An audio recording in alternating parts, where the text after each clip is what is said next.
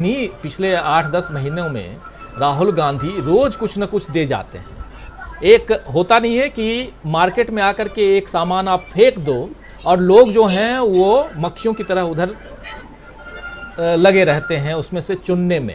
तो बीजेपी का वही हाल दिखाई दे रहा है। रोज एक पिक्चर फेंकते हैं राहुल गांधी।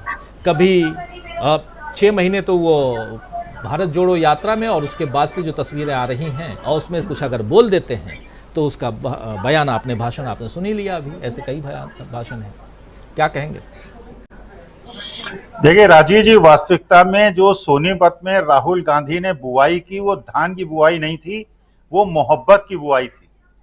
राहुल गांधी असल में इतनी ज्यादा मुश्किल क्रिएट कर रहे हैं बीजेपी के सामने, हर जगह जाकर वो मोहब्बत की बुआई कर रहे हैं। कभी ट्रक ड्राइवर्स के साथ मोहब्बत बो देते हैं, कभी जाके जो मोटर मैकेनिक हैं उनके साथ मोहब्बत बो देते हैं, कभी दिल्ली यूनिवर्सिटी में जाके बो देते हैं। तो मुश्किल ये हो गई है, ये संघर्ष जो है ये हो रहा है विष के बीच में और मोहब्बत के बीच में। एक तरफ विष है, जिन लोगों ने बड़ी मेहनत से 9 साल विष बोया था, धार्मिक विद्वेष का विष बोया था, जहर बोया था, हमारी देश की जड़ों में मट्ठा डाला था। राहुल गांधी हर जगह जहां इन्होंने मट्ठा डाला था वहां जाके अमृत घोल रहे हैं, उसको शांत करने का प्रयास कर रहे हैं। और देखिए, भारत का जो जनमानस है, भारत का जनमानस जो है, हम लोग हमेशा से, हमारी परंपरा रही है, हम लोग प्यार करने वाले लोग हैं, हम संवेदनशील लोग हैं, हम एक दूसरे के सह अस्तित्व की बात करते हैं। ये चाहे हिंदू हो, मुसलमान हो, सिख हो, ईसाई हो, जितने भी धर्म हैं, हम लोग प्यार और मोहब्बत बांटने वाले लोग हैं।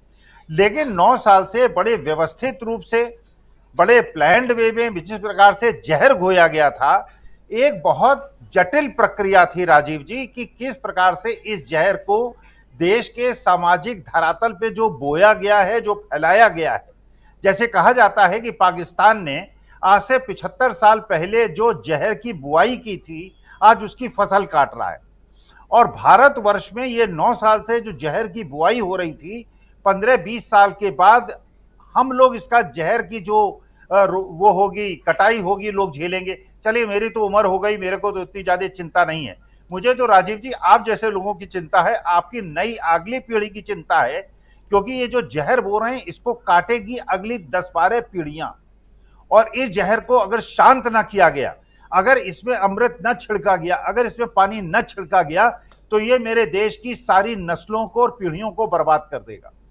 तो राहुल गांधी असल में जो हम लोगों की दिली इच्छा थी, हम जो देश को प्यार करने वाले, भारत माता को मां मानने वाले, और जो सर्वे भवन्तु सर्वे निरामया को मानने वाले, जो असली हिंदू मुसलमान सिख ईसाई थे, उनको वेदना थी कि जिस देश को बड़े प्यार मोहब्बत से हजारों साल से सनातन धर्म और बाकी धर्मों के सम्मिश्रण से प्यार मोहब्बत से बनाया गया था, इस धर्म को, इस देश को किस प्रकार से पिछले 9 साल में बर्बाद किया गया है।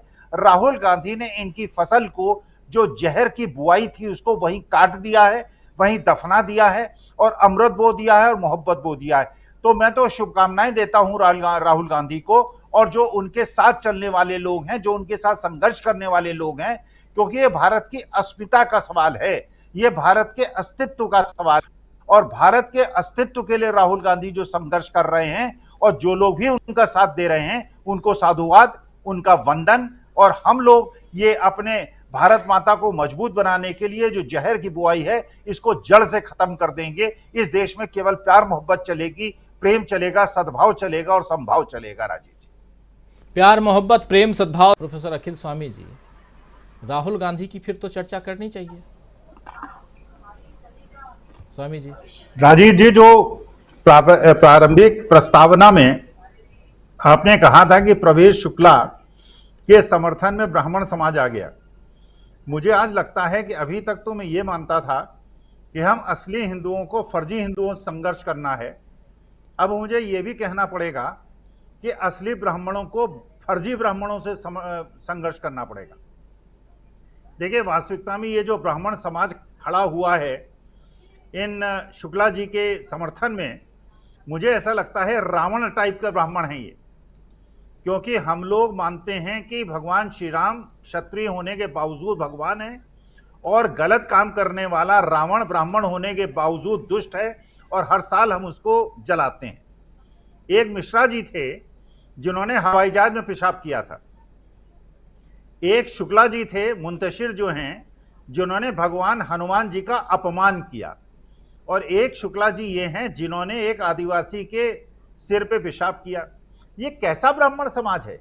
ये कैसे हिंदू हैं? ये कैसे सनातनी हैं? ये दुष्ट हैं। ये लोग जो हैं ये समाज के ऊपर एक कलंक हैं। ऐसे लोग जो ऐसी घटनाएं घटित करते हैं और मेरे देश का और मेरे धर्म का सिर मस्तक नीचे झुकाते हैं, ना ये हिंदू हैं।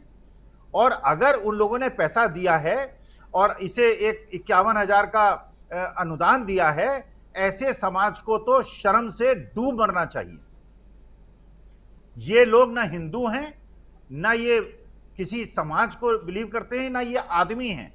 आप सोचिए, अरे हमारे भगवान श्री राम तो ऐसे थे जो शबरी के झूठे बेर खाते थे, जो केवट को गले लगाते थे, और आप जो है आदिवासी समाज के किसी बच्चे के ऊपर पेशाब करते हैं।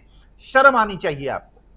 और ये मनोज शुक्ला मुंतशिर जो आप माफी मांगते आज फिर रहे हैं, कह रहे हैं कि मुझे माफ करो, मैंने हिंदू भावनाओं को ठेस पहुंचाई।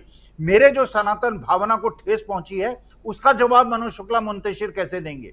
और ये मेंबर ऑफ पार्लियामेंट जो भारतीय जनता पार्टी के थे, जो मनोज शुक्ला मुंतशिर का समर्थन कर रहे थे, ये जो मेरे हिंदू मन को आघात हुआ है, इसका बदला, इसका कैसे प्रतिघात मैं इनसे लूं?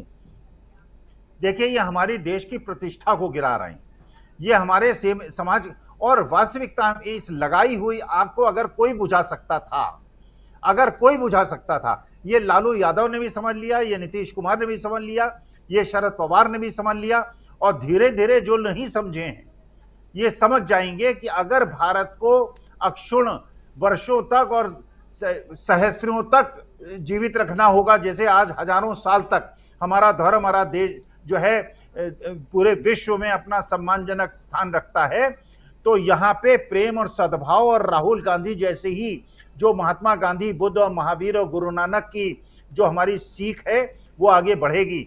ये नफरत की आग जो लगाई गई है, ये जो दावानल लगाया गया है, ये जो आग लगाई गई है, इसको बुझाने का मात्र एक तरीका है जो राहुल गांधी कर रहे हैं, जो लालू यादव कर रहे हैं, नीतीश कुमार कर रहे हैं, जो खड़गे साहब कर रहे हैं। वास्तविकता में समाज को, देश को एकत्रित होके इन धूर्तों को, इन दुष्टों को, जो इस प्रकार के सामाजिक अपराध करते हैं, इन्होंने समाज, हमारे भारतीय समाज के हृदय में आघात किया है, जो इस व्यक्ति ने किया है। ऐसे लोगों को तो सही में कठोरतम दंड मिलना चाहिए। तो रेप से और हत्या से भी जघन्य अपराध है, जिसमें किसी व्यक्ति को, और देखिए हम लोग तो वो सनातन धर्म को मानने वाले लोग हैं। भगवान श्री कृष्ण कहते हैं हम सब ब्रह्म हैं और वो परब्रह्म है। अरे कैसा, क्या, कौन जाति, कैसा धर्म? हम सब मानव हैं, हम सब जीव हैं, और ये परमेश्वर की बनाई हुई लीला है, उसकी माया है, उसके हम अंश हैं। इसमें किसी को हीन समझना, किसी को अछूत समझना, किसी को छूत समझना, किसी पे धार्मिक और जातीय आधार पे विद्वेष करना, मैं इसे मानता हूं इसकी निंदा होनी चाहिए। और उस समाज को भी